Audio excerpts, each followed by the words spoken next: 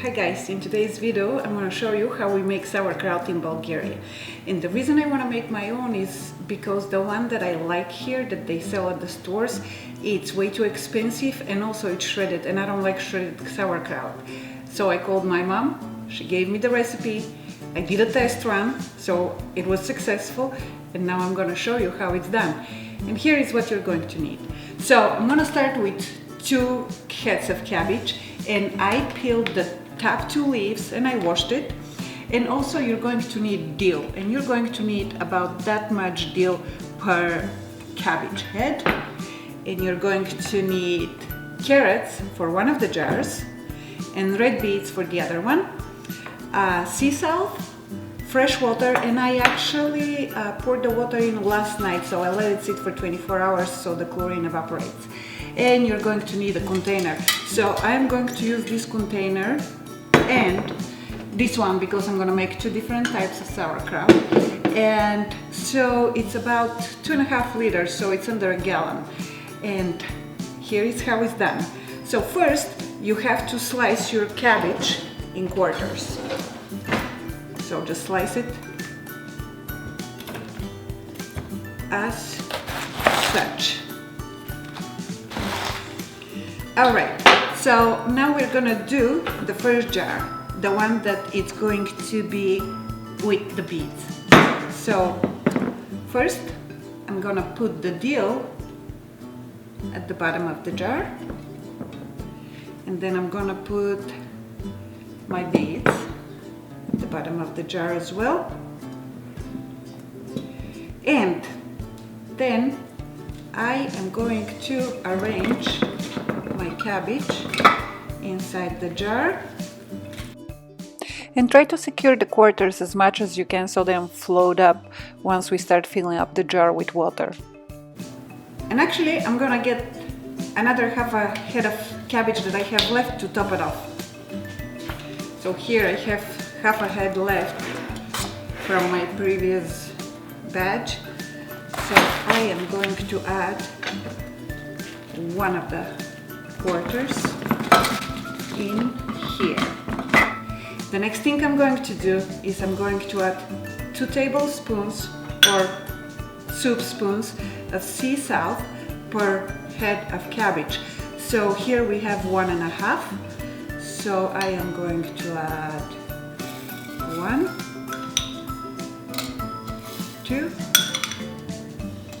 3 spoons of salt. Next, I'm gonna top it off with water. So make sure to fill up the jar or whatever container you're using all the way up with water. Make sure the cabbage is covered in water. And I will show you in the other container, because here the cabbage is stuck to the sides of the jar, so it's not floating up.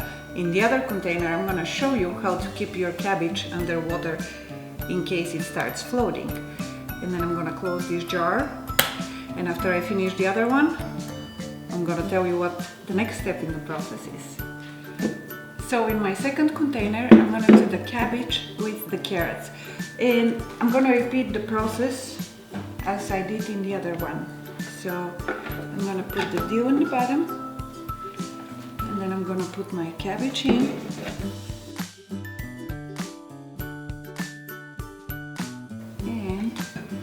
Here I'm going to stick to a little bit of carrot. I'm going to put the other carrot here and the last of the cabbage. And then I'm going to add my 3 spoons of sea salt.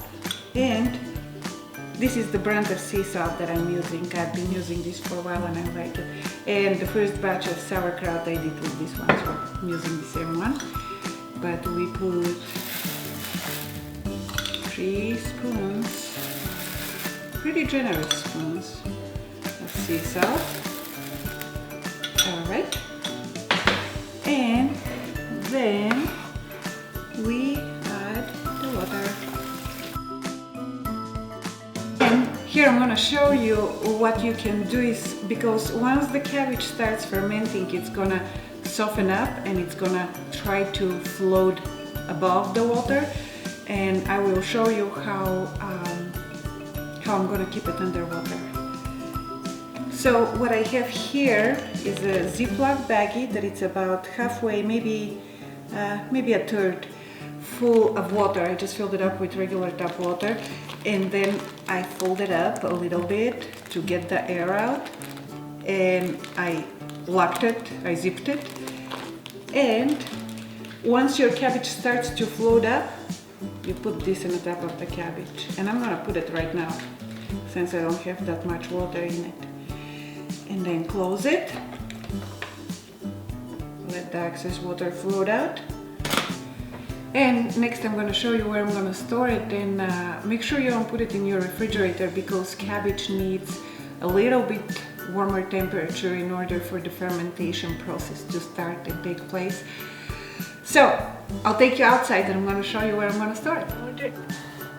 So in order for the cabbage to start the fermentation process, the temperature has to be around 60-65 degrees. Maybe a little bit lower, it's okay, a little bit higher, it's okay.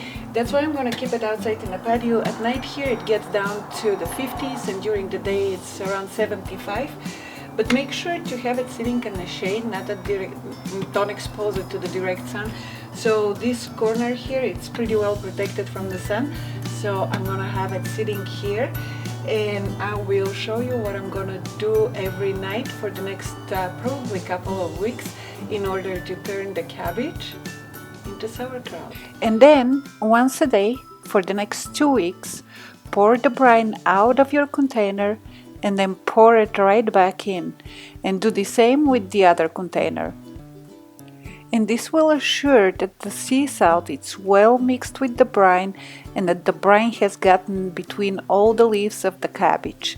And once the cabbage starts getting softer, make sure to rearrange it so it doesn't float above the liquid.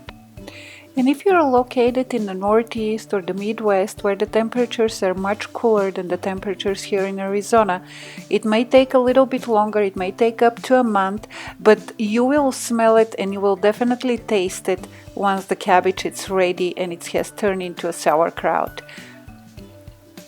And if you're in a warmer place like me, once done, keep your sauerkraut in the refrigerator. It will taste so much better.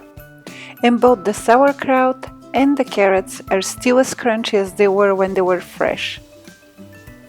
And a plate of sauerkraut along with your meal once a day will improve your digestion, and raw sauerkraut is the best probiotic that you can provide your stomach with. And if you like this video, please give it a thumbs up, and if you're new to my channel, please subscribe for more videos on gardening, cooking and health. Thank you for watching, guys. Bye!